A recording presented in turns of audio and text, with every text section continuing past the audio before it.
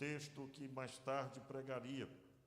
Nós estamos ouvindo uma série sobre como alcançar a bênção sobre a família.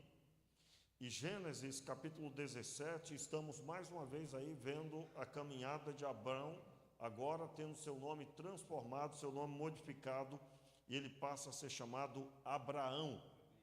Eu gostaria de ler com você os primeiros versículos que estão aí no capítulo 17, a partir do verso 1. Nós vamos ler até o final, até o verso 8.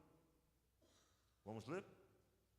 Gênesis 17, versículo 1 até o verso 8, que diz: Quando Abrão tinha 99 anos de idade, apareceu-lhe o Senhor e lhe disse: Eu sou o Deus Todo-Poderoso, anda na minha presença e sê perfeito. Firmarei a minha aliança entre mim e te multiplicarei extremamente. Então prostrou-se Abrão com o rosto em terra e falou Deus com ele, dizendo: Quanto a mim, é esta a minha aliança contigo. Serás pai de muitas nações. Não mais te chamarás Abrão, mas Abraão será o teu nome, pois por pai de muitas nações te tenho posto. Eu te farei frutificar sobremaneira. De ti farei nações, e reis sairão de ti. Estabelecerei a minha aliança entre mim e ti, e a tua descendência depois de ti, em suas gerações, como aliança perpétua, para ser o teu Deus e a tua descendência depois de ti. Darei a ti e a tua descendência, pois de ti, darei a ti e a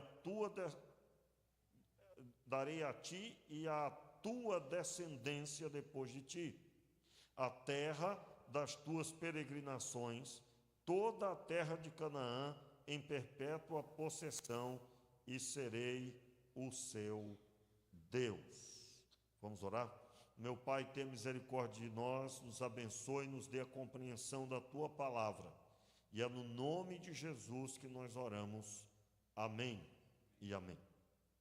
Meus irmãos, eu quero começar falando com você sobre algo que está no texto. Na quarta-feira, eu dei destaque aqui aos textos, versículos anteriores, está aí no capítulo 16, na verdade todo o capítulo, que narra o momento em que Abrão dá ouvidos à sua esposa, quando ela utiliza da cultura da época, onde uma senhora podia ter seus filhos através de uma serva. Você já conhece essa história? Foi prometido a Abrão que ele teria filhos, e esses filhos não chegaram. Se deu 10 anos desde que o Senhor prometeu. Está no próprio texto do capítulo 16.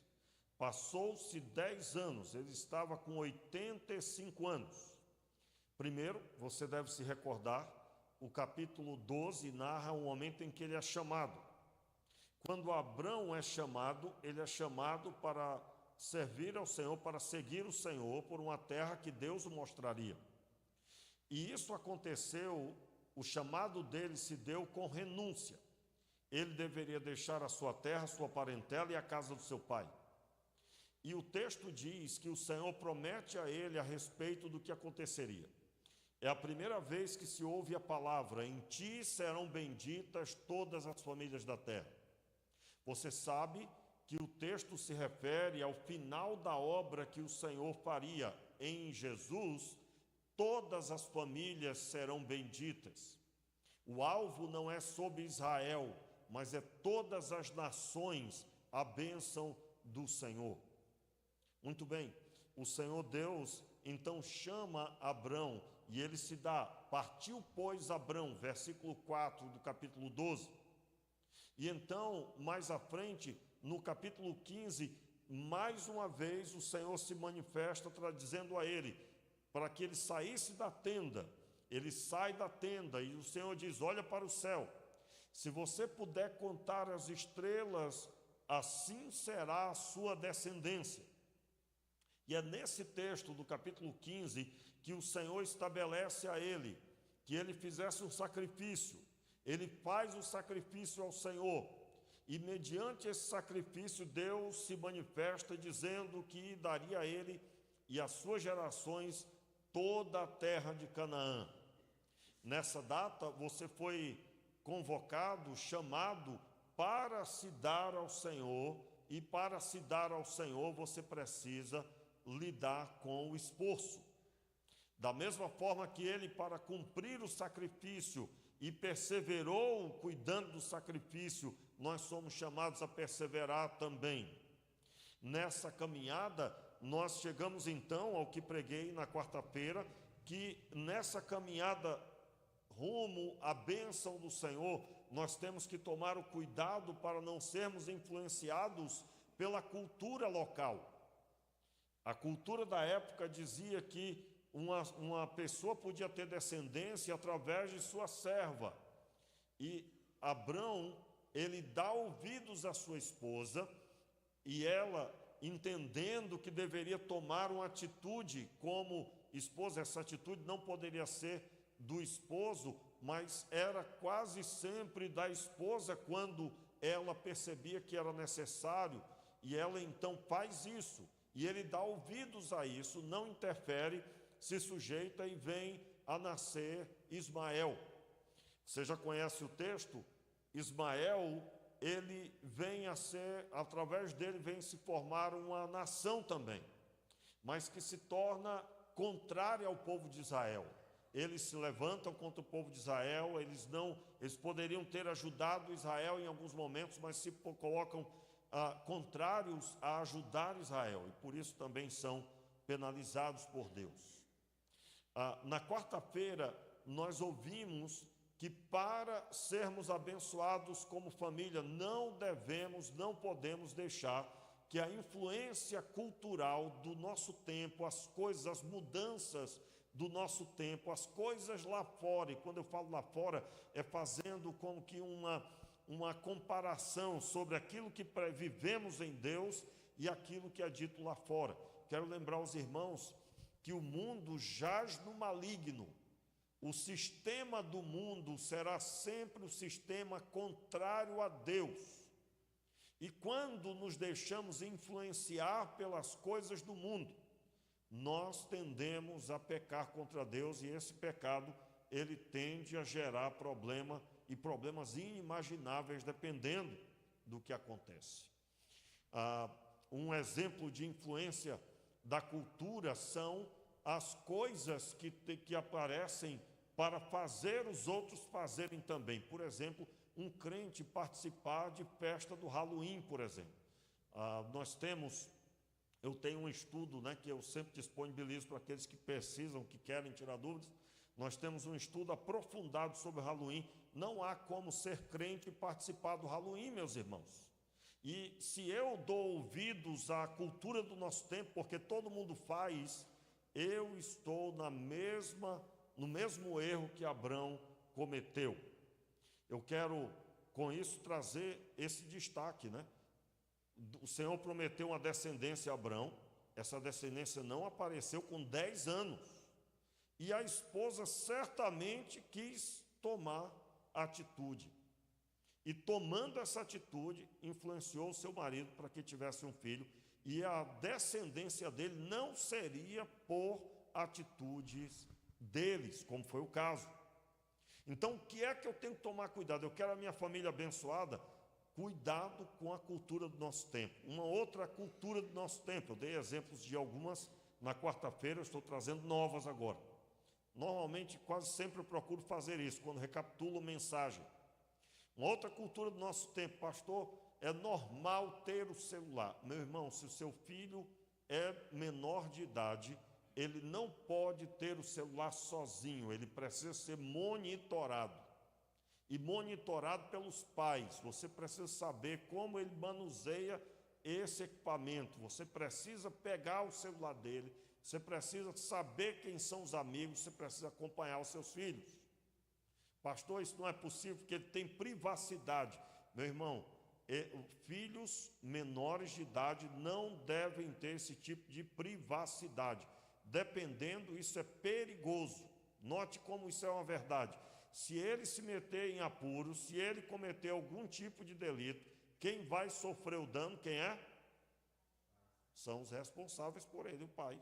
São os pais. Se você será penalizado, você tem que acompanhar os seus filhos. Ah, mas é muito comum ter essa privacidade. Não. Não é comum, não. Eu quero lembrar, aí eu pergunto a todos os adultos. Quando você era adolescente, você achava que sabia tudo, não era? Sim ou não? Achava que sabia tudo. Mas não tinha os abismos fáceis que tem hoje. É ou não é? Você não tinha um celular na mão que facilmente você poderia acessar algo que se arrependesse. Você não tinha. Aliás, eu costumo dizer para esse assunto que nós hoje, a pessoa ter poucos filhos pode ser uma boa para poder acompanhar esses filhos. Porque para cada filho tem um pai e uma mãe, mas tem pelo menos talvez 20 concorrentes de conselho. Os amigos da escola, os amigos da rua, os amigos que nem conhece pessoalmente, mas conheceu por meio da internet.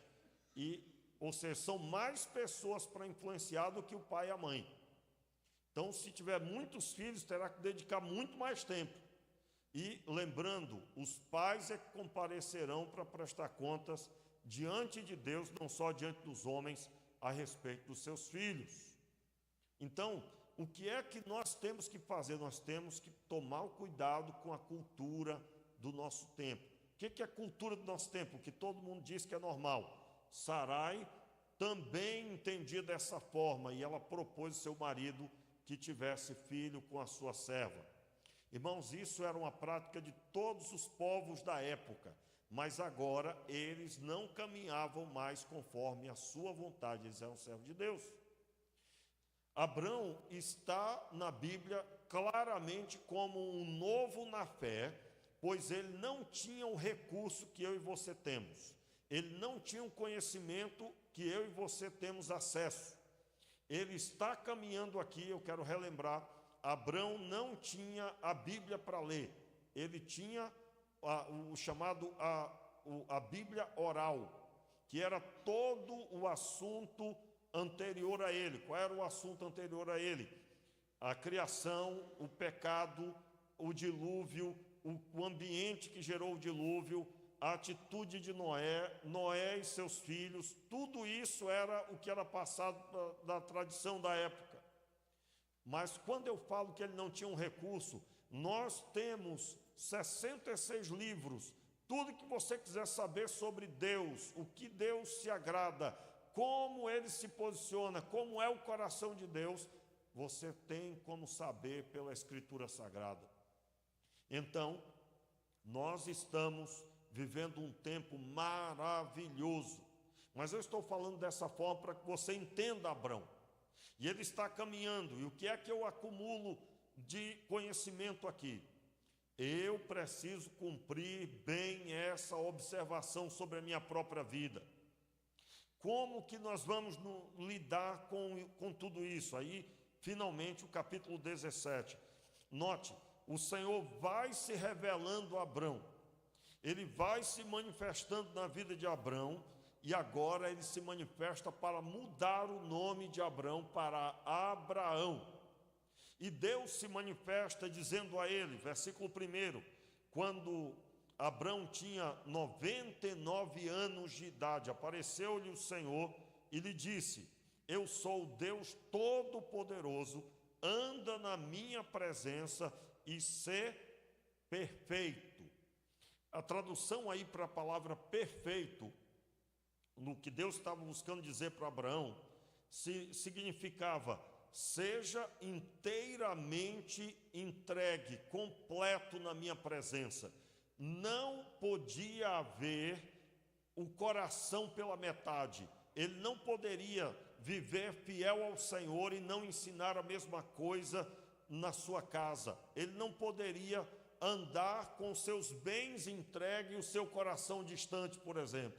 Ele deveria ser totalmente entregue ao Senhor. O que significa isso na condição que o Senhor está estabelecendo?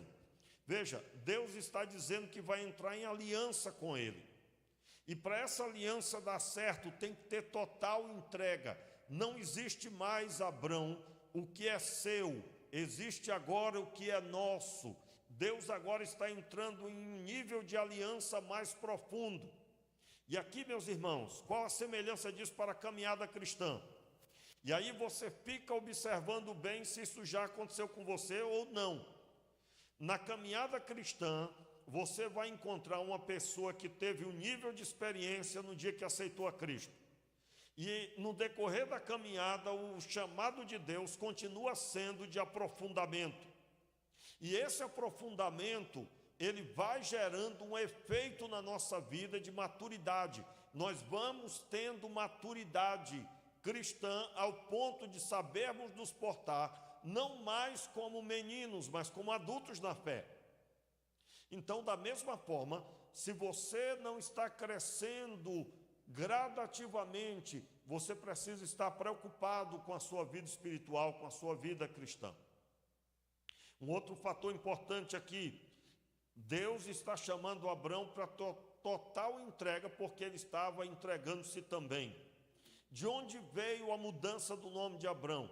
Se você estudar o texto, você vai descobrir que o Senhor, na letra que acrescentou a Abrão, era a letra do seu nome conhecido na época. É chamado tetragrama. Esse nome de Deus em hebraico, a letra A é acrescentada. O Abrão agora será chamado Abraão. Abrão não mais, é acrescentado uma nova letra, a letra A que está aí, logo no versículo 5, vamos ler? Não mais te chamarás Abrão, mas Abraão será o teu nome, pois por pai de muitas nações te tenho posto. Veja bem, há dois fatores aqui. Primeiro, o Senhor chama ele para total entrega. Anda na minha presença, olha aí. Aliás, eu utilizo isso, na minha vida até hoje. Quando o texto diz assim no verso 1, eu sou o Deus Todo-Poderoso, aí o Senhor diz, anda na minha presença e ser perfeito. Como é que é andar na presença de Deus? Você fala de Deus na presença dele. Você se porta diante dele. Deus está em todos os lugares, irmãos, sim ou não? Sim. Então, imagine agora você se portando, fazendo jus à presença dele. Vai ou não vai ser diferente? Vai ser diferente. Vai ser diferente. Só que grande parte não faz isso. Você precisa compreender que o Deus que vê todas as coisas, o Deus que está em todos os lugares, ele deseja que você, que é aliançado, compreenda isso. Esse texto, irmãos, para entender ele, nós temos que falar um pouco sobre casamento. Por quê? Porque o nível aqui gerou inspiração para o matrimônio também. Quando uma pessoa se casa, a mulher, ela acumula o nome do seu marido no último nome. Ela acrescenta um nome ao seu nome, é o nome vindo do marido. Para você ter uma ideia, quando eu posso orientar, e eu oriento e pergunto qual dos nomes aqui do marido diz respeito ao pai. E aí, identificando o nome do pai, especificamente, é o nome que tem que ser acrescentado. Muito bem, eu estou falando isso baseado na Escritura Sagrada. Pastor, eu não fiz essa verificação, mas um nome novo foi dado ao seu nome. O nome vindo do seu marido. É daí que vem essa inspiração. É desse texto bíblico aqui. Pastor, já li a Bíblia toda, nunca vi isso dessa forma. Meu irmão, é esse texto. Agora, como que eu sei disso? Claro, eu já estudei a respeito.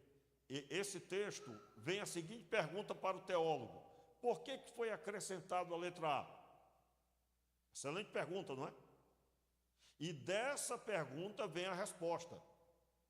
Uma das letras do nome que se referia ao nome de Deus, chamado tetragrama, no texto hebraico, ele foi endereçado a Abraão. Deus estava entrando em aliança com Abraão e deu a ele uma letra do seu nome. Eu fico profundamente sentindo temor de Deus diante disso. Por quê, irmãos? O marido, se casa, tem que dar um nome inteiro, né? Um nome com todas as suas letras, né? No meu caso, não é lá em casa, é o Oliveira. A minha esposa passou a se chamar no final Oliveira. Então, é um nome com todas as suas letras. Mas Deus, quando foi fazer aliança com Abraão, foi preciso pegar uma letra só e colocou lá no nome dele. O que significa isso? Deus entrou no nível de aliança com Abraão, modifica o seu nome, as pessoas iam passar a perguntar, mas não era Abraão? Não, agora é Abraão. E ele passou certamente a contar o que aconteceu. E assim é no casamento. Ah, seu nome não é mais daquele jeito que eu conhecia. Aí você, não, agora eu tenho o nome tal no final porque eu me casei. E aqui, meus irmãos, o mesmo princípio é retirado para o casamento. Preste atenção. Quando nós lemos o verso 1, o Senhor está dizendo para Abraão: eu sou o Deus Todo-Poderoso, anda na minha presença e ser perfeito. O ser perfeito é citado aqui e no Novo Testamento. No Novo Testamento você vai ler a mesma coisa, o Senhor Jesus citando. E da mesma forma o chamado no Novo Testamento está entregue. O que é ser perfeito? Totalmente entregue, aliançado. E esse princípio é que norteia o casamento até hoje. Vamos observar esse princípio aplicado no casamento. Não existe casamento sólido se o homem não está totalmente entregue à sua esposa.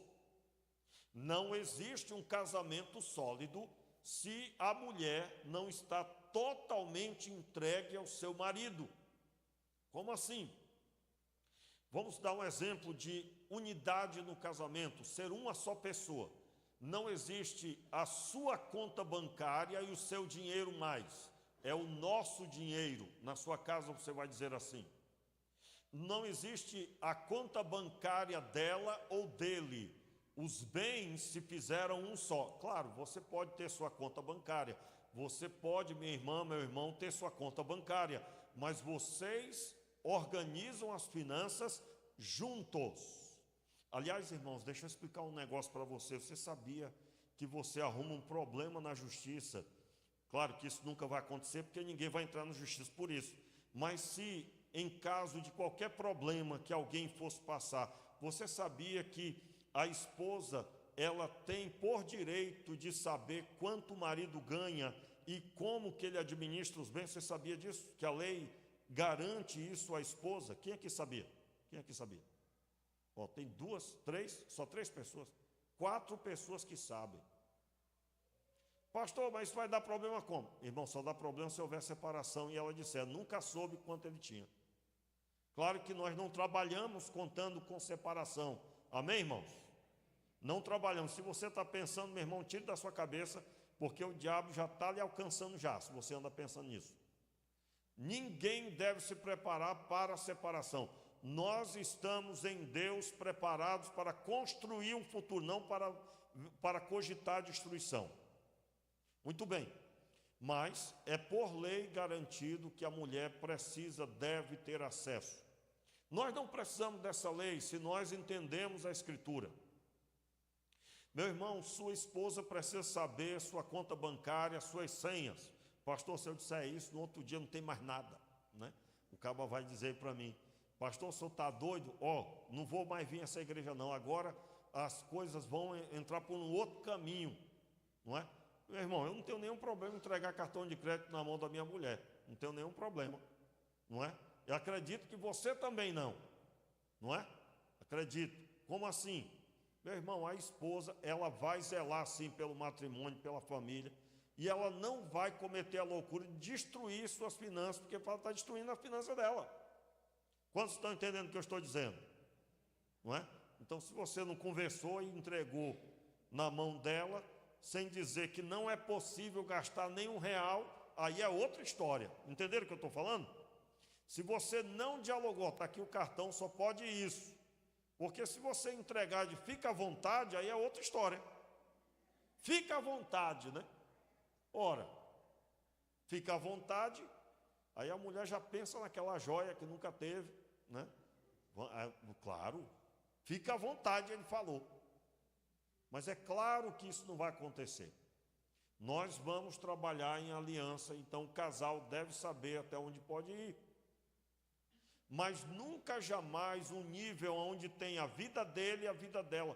Meu irmão, se um casamento vive fora desse princípio, eles não vão se dar mal, já estão em maus lençóis, já estão. O que vai acontecer é que na hora que represar outros problemas, aí o que vai acontecer é a destruição. Existe uma estatística feita em separação de casais, que a maioria se separa com 7 anos. Inclusive, durante bom tempo, havia o chamado crise dos 7 anos, e muitos casais temiam os 7 anos de casamento. Isso já se encerrou, nunca mais se ouviu falar sobre isso. Mas por que isso existiu? Porque normalmente a maioria das pessoas se casa sem preparação. E quando casam, começam a ter muitos problemas. E não sabendo lidar com os problemas, o qual não se prepararam para tê-los, para lidar com eles, tendem a represar os problemas. Os problemas vão somando, os problemas vão, e sob a promessa, não, nós vamos resolver isso. Nós vamos resolver isso. Não, eu sei que isso aqui está dando problema, mas eu vou resolver isso. E aí passa o primeiro ano, o segundo ano, volta a ter problema, e aí é dito o quê? Nós vamos resolver isso. E aí o outro diz, não, nós somos muito novos no casamento, logo isso vai se resolver. Logo isso vai dar certo. Não, ele falou para mim que vai resolver. E aí entra pelo 4º ano, 5º ano, aí voltam a ter problema, e aí vem as promessas novamente, só que agora junto com ameaças e ameaças de separação. E aí caminha, dá-se mais esperança de que vai transformar, que vai mudar. Entra pelo 6º ano, aí finalmente vem o 7º ano. 7º ano. Quando na verdade não tem nada a ver com a quantidade de anos, de tempo, seja 10 anos, seja 20 anos, não tem nada a ver com a quantidade de anos a fio que a pessoa venha percorrer no matrimônio. Não há. Mas há com a frustração de não ter um casamento segundo a Bíblia. Casamento precisa ser segundo a Escritura Sagrada. E nenhum ser humano, irmãos, suporta lidar com a quantidade de problemas acumulados. E aí nós chamamos problemas represados. Uma represa, ela vai juntando água, mas se a água for além do que ela é capaz, essa represa pode romper. E é quando acontece. Por que estou tocando nesse assunto? Porque nós estamos falando sobre os princípios que norteiam o casamento baseado na aliança de Deus com Abrão.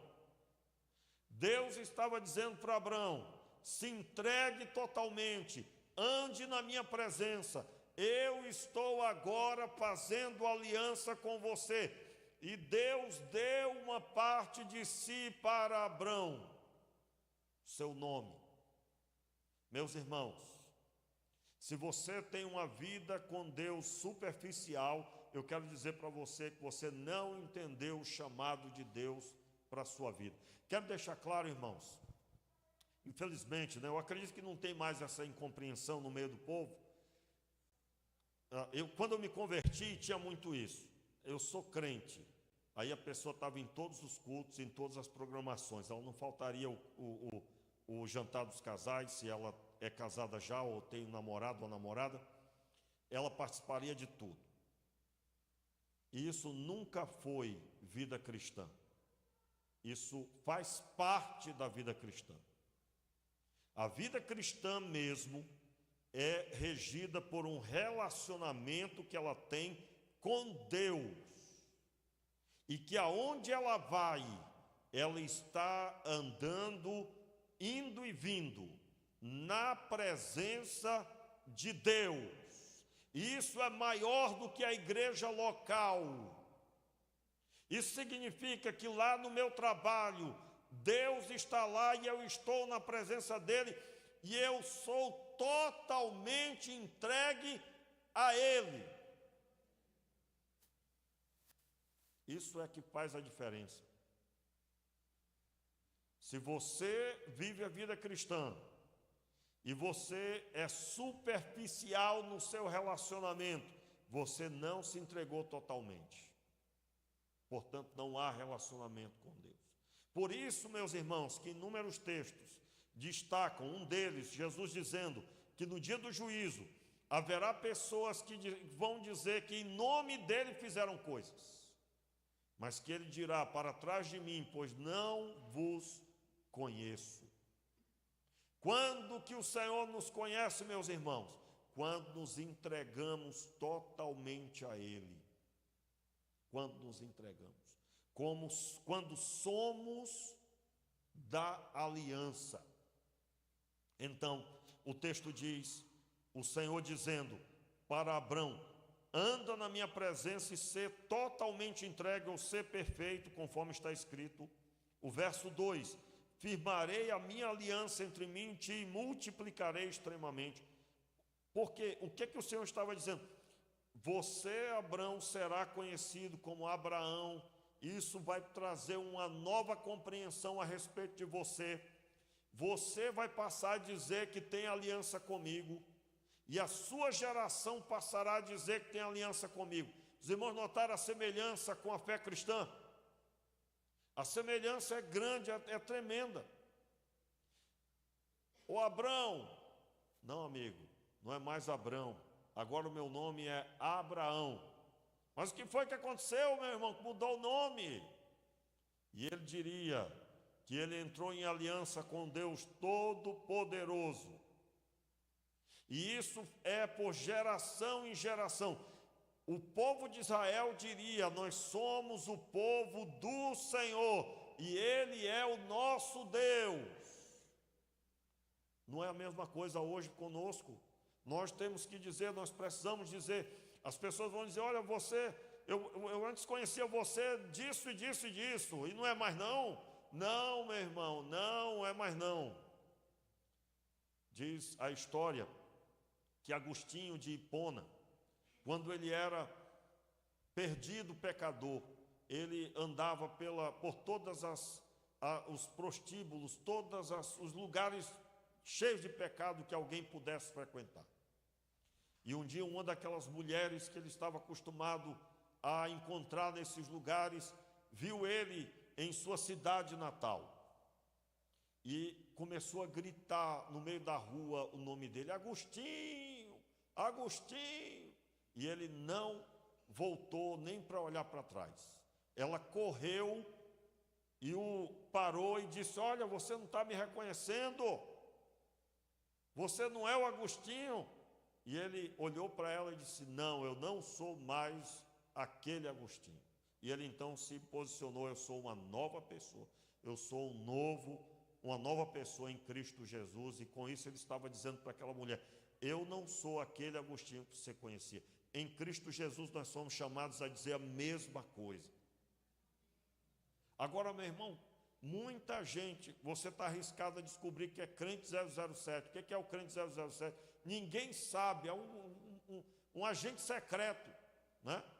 Ele é crente, talvez conhece só na última hora, né? Quem nunca ouviu aquela história? 2 pessoas no trânsito se abarroaram lá o carro, aí um saiu do carro já com o facão na mão, e quando a pessoa levantou o facão, o outro disse: misericórdia, Jesus me ajude. E aí ele percebeu o palavreado cristão e disse: rapaz, você é crente? Digo: sou. Aí eu já ia dizer, sou da Igreja Batista, né? Aí o que estava com o facão na mão disse, mas eu também sou, meu irmão. E aí se abraçaram, pediram perdão um para o outro. E aí disseram, nós somos todos da igreja. Olha que beleza. O outro enfureceu o que saiu com o facão, você imagina por quê? Então, meu irmão, está cheio de gente assim. Eu nunca me esqueço, eu estava no trânsito uma vez, viajando, e aí passou um carro fazendo todas as estripulias possíveis.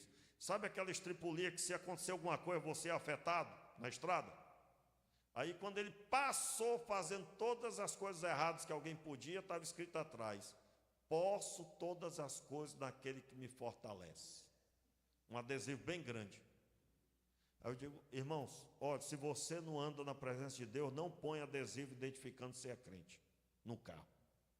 Não ponha.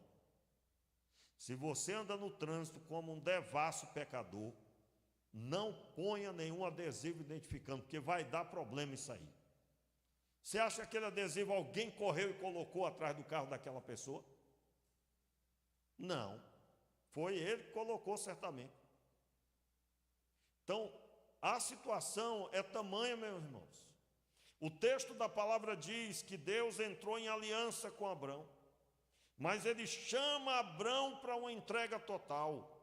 E nessa entrega total, ele não só muda o nome de Abrão, e ele agora é chamado Abraão, mas também a sua geração diria que faria parte do povo do Senhor. Meu irmão, como você é conhecido? Certamente você quer a bênção de Deus sobre a sua casa. Não pense em outra coisa, pense na sua aliança com Deus. O restante é fruto dessa aliança. Fique de pé no seu lugar, vamos orar. Eu gostaria de orar com você, pedindo ao Pai misericórdia sobre nós. Como você é conhecido no seu trabalho, como você é conhecido na sua escola, na universidade, como você é conhecido entre os seus familiares. Feche os seus olhos, ore ao Senhor agora. Pai, em nome de Jesus, nós te pedimos, Pai, nessa hora, misericórdia sobre o nosso coração. Dai-nos, Senhor, a sensibilidade para que andemos em aliança contigo. E nesta hora pedimos, Pai, perdão pelos nossos pecados. Perdoa-nos, Senhor. Transforma a nossa vida, Senhor. Dai-nos, Senhor, um coração quebrantado e contrito. Dai-nos, Senhor, o entendimento da Tua vontade. E é no nome de Jesus que nós oramos, Senhor. No nome de Jesus que nós te pedimos.